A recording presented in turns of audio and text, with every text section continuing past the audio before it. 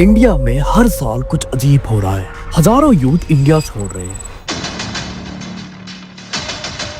Fastest growing economy, digital revolution, global power, तो फिर सबसे ज्यादा एजुकेटेड लोग वन वे टिकट्स क्यों बुक कर रहे हैं? सिर्फ 2024 में ही 13 लाख से ज्यादा इंडियन स्टूडेंट ने अब्रॉड यूनिवर्सिटी में एनरोल्ड किया। कनाडा, यूएस, यूके, ऑस्ट्रेलिया जैसे कंट्रीज में पिछले कुछ सालों में ही हर साल 5 से 6 लाख से ज्यादा इंडियन डेवलप्ड कंट्री में माइग्रेट कर रहे। 2023 में लगभग 2.25 लाख इंडियन ने अपनी सिटीजनशिप छोड़ दी और परमानेंटली अब्रॉड सेटल होना चूज किया। हर एक स्टूडेंट जो इंडिया में पढ़ने के लिए आता है, उसके बदले में हम 28 स्टूडेंट बाहर जा रहे हैं। फैमिली ने लगभग 30,000 करोड़ देश के बाहर भेज दिया और लाखों लोग अब दूसरे देशों के सिटीजन बन चुके हैं। पर सवाल ये है, इतने सारे लोग इंडिया छोड़ने का डिसीजन क्यों ले रहे हैं?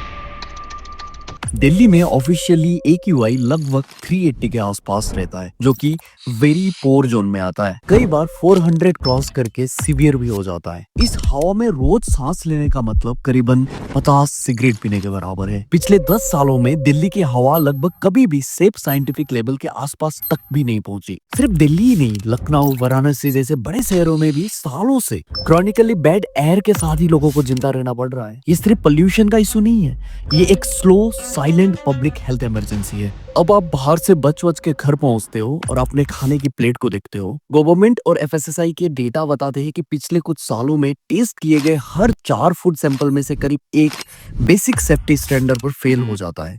2018 से 19 में जो सैंपल जांच किए गए, 26 to 28% तक नॉन कंफर्मिंग निकले, यानी एडल्ट्रेट, सब स्टैंडर्ड या गलत लेवलिंग वाले।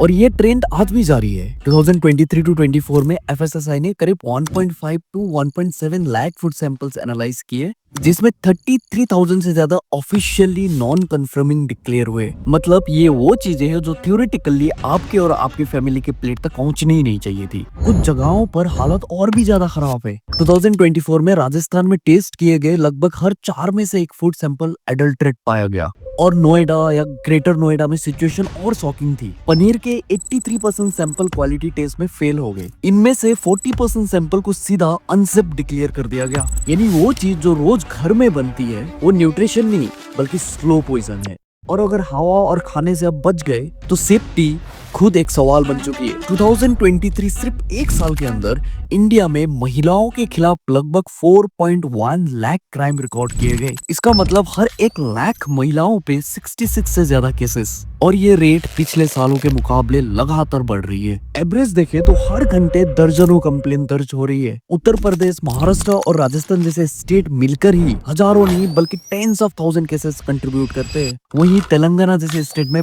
पर लाख वुमेन्स क्राइम सबसे ज्यादा है इंडिया में। जब आप इन सब चीजों को साथ रख के देखते हो तो पिक्चर काफी ज्यादा ब्रूटल हो जाती है। ऐसी हवा जो कभी साफ नहीं होती, ऐसा खाना जिसपे केमिकल और पॉइजन है, और ऐसी सेफ्टी जहाँ सड़कों में चल रही आधी पॉपुलेशन हर वक्त पीछे मुड़ के देखती है कि पता नहीं कौन पीछे से आके हमला कर दे। अगर आप एक औरत हो या फिर एक ऑर्डिनरी सिटीजन, तो इंडिया में आप एक्सट्रीमली अनसेफ फील कर सकते हो। लेकिन ये डर सिर्फ क्रिमिनल ने क्रिएट नहीं किया। हर अनरजिस्टर्ड FIR के पीछे, हर डिले केस के पीछे, हर उस कंप्रोमाइज के पीछे जो एक विक्टिम पे थोपा जाता है, उसके पीछे होता है एक इतनी घिनौनी चीज जो इंडिया को बर्बाद कर रही है।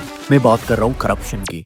यही वजह है कि CCTV कैमरा बिना हेलमेट के आपको पकड़ने के लिए परफेक्टली काम करता है, लेकिन जब कोई मॉब किसी पे अटैक करता है तो वही कैमरास अचानक बंद हो जाते हैं। यही वजह है कि कुछ केसेस फास्ट ट्रैक कोर्ट तक पहुंच जाते हैं और कुछ केसेस कभी लोकल पुलिस स्टेशन के बाहर भी नहीं निकलते। इंडिया के ट्रक ड्राइवर्स पे की गई एक नेशनल वाइड स्टडी ने एक डिस्टर्बिंग सच रिवील किया। इस स्टडी के अकॉर्डिंग लगभग 82% ट्रक ड्राइवर ने ये एक्सेप्ट किया कि अपनी लास्ट ट्रिप के दौरान उन्होंने किसी न किसी ऑफिशियल को ब्राइब दी, यानी कि घूस दिया। Traffic police, highway police, RTO, यहाँ तक कि पूजा समिति तक को, इन सारे दल ने खुद की इनफॉर्मल बैरियर्स लगा के रखे। एक ट्रिप में वो लगभग 1200 रुपया की घूस लेते हैं। अगर आप इस टोटल अमाउंट को देखते हो तो एक साल में लगभग 48,000 करोड़ बनती है। सोचिए, ये पैसा टैक्स के रूप में नहीं जाता, ये पैसा इंफ्रास्ट्रक्चर के लिए ऑफिशियली एलोकेट नहीं होता, ये पैसा सीधा टेबल के नीचे कैश के सिस्टम में इस सिस्टम को खिलाना पड़ता है। आप सोचो 48,000 करोड़ जो एक छोटे से स्टेट का पूरा इंफ्रास्ट्रक्चर बजट हो सकता है।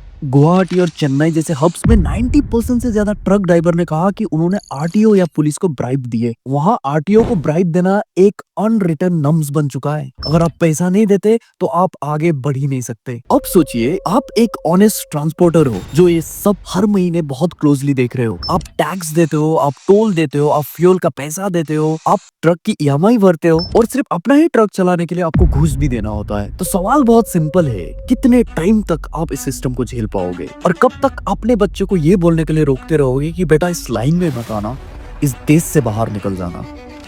कभी आपने अपना पे स्लिप्स के डिडक्शन को देख के मन ही मन में ये सोचा है कि मैं लंदन में हूँ या दिल्ली में? हर महीने हर साल यही सवाल हजारों लाखों इंडियन के दिमाग में घूमता है। टैक्सेस तो हम दुनिया के रिचेस्ट कंट्री के बराबर दे रहे हैं, लेकिन बदले में क्या मिल रहा है? ऐसी सड़कें जो बारिश में बह जाते हैं, ट्रैफिक इतना कि 2 किलोमीटर के लिए घंटों घंटों लग जाते हैं, सरकारी ऑफिस जहां फाइल सालों सालों तक गायब होती है। 1.4 बिलियन वाले देश में डायरेक्ट टैक्स देने वाले सिर्फ 2 से 3% लोग ही है और इनडायरेक्ट टैक्सेस जैसे जीएसटी, एक्साइज, फ्यूल ड्यूटीज और टोल, मतलब यहाँ पे अगर बच्चा स्कूल में एक चॉकलेट भी खरीद लेता है या पब्लिक ट्रांसपोर्ट का यूज भी करता है, उसमें भी टैक्स लिया जाता है। सबसे बड़ी सवाल तो ये है कि बदले में हमें क्या मिल रहा है? रेस्टोरेंट के खाने में 5 से लेकर 18%, मूवी थिएटर्स में 18%, इलेक्ट्रॉनिक्स में 18 से लेकर 28% और गलती से अगर आपने अपने फैमिली को ट्रीट दिया किसी होटल में तो उसका एक्स्ट्रा। हर लीटर पेट्रोल में लगभग 50 रुपए का टैक्स। गलती से अगर आप 12 लाख से ऊपर कमाते हो तो आपके पूरे इनकम का 30% एज अ डायरेक्ट टैक्स काटा जाता है। इसका मतलब अगर आपका इनकम 100 रुपया है, कानूनी तौर पे आप 30 रुपए इनकम टैक्स को दे रहे हो, 12 रुपया आप फ्यूल पंप में दे रहे हो, 8 रुपया आप सुपरमार्केट पे दे रहे हो और 2 रुपया टूल या ट्रांसिट स्टॉप पे देना पड़ता है। और यूके, फ्रांस या जर्मनी जैसे देशों में पब्लिक की टैक्सेस के बदले में उनको NHS health care, clean road, modern public transportation और फास्ट पुलिस सर्विसेज प्रोवाइड की जाती है। और कई देशों में तो क्रेडल टू ग्रेव सेफ्टी भी दिया जाता है, यानी कि आप पैदा होने से लेके आप मरने तक आपको पूरा सर्विसेज प्रोवाइड की जाती है। हाउसिंग सपोर्ट, अनएम्प्लॉयमेंट बेनिफिट और मजबूत सिविक एमिनिटीज मिलती है। और ऐसे बात नहीं कि इंडिया में ये चीज प्रोवाइडेड नहीं होती, यहाँ पे भी सब्सिडाइज हेल्थ, क्लीन वाटर, अच्छे स्कूल, सोशल सेफ्टी और अफोर्डेबल इंश्योरेंस जैसी चीजों के बारे में बहुत बातें किया जाता है, लेकिन सिर्फ इलेक्शन के बाद में उसकी कहीं भी डिस्कशन नहीं होती। आप शायद ये वीडियो अपने घर की सेफ जगह पर बैठ के देख रहे हो, लेकिन कुछ हफ्ते पहले दिल्ली में एक परिवार पे ट्रेजेडी टूट पड़ी। एक आदमी अपनी बेटी के साथ बाइक चला रहा था, तभी तेज बारिश के दौरान एक बड़ा पेड़ उसके ऊपर गिर गया। वहीं पर उस आदमी की इंस्टेंट डेथ हो गई। बेटी भी बुरी तरह से इंजर्ड हो गई। और ये सब का मेन रीजन है poor management of the city. This is Mumbai, India's financial capital. और ये सिर्फ दिल्ली या गुड़गांव की कहानी नहीं है। चेन्नई, बेंगलुरु, हैदराबाद, कोलकाता, हर शहर में हर साल हेवी रेनफॉल और फ्लड लाइक सिचुएशन होती है। रिसर्च रिपोर्ट कहते हैं पिछले 5 सालों में अर्बन फ्लड इंडिया के 20 से ज्यादा बड़े शहरों में रिकॉर्ड लेवल तक पहुंच गया है। मतलब बारिश एक मौसम नहीं रहा, ये एक डिजास्टर अलर्ट बन चुका है। फ्लाईओवर्स इनॉग्रेशन से पहले ही धंस जाता है, रोड्स कुछ महीने में क्रम्बल्स हो जाती है और पब्लिक ट्रांसपोर्टेशन की हालत तो और भी खराब है। रोज लाखों लोग अपनी जान जोखिम में डाल के बसेस और ट्रेन में कीड़ों की तरह ट्रैवल करते हैं। विश्व गुरु भारत, उस जगत जननी का रूप देख रहा हूं। फिर एक बार मेरी भारत माता विश्व गुरु के स्थान पर विराजमान होगी।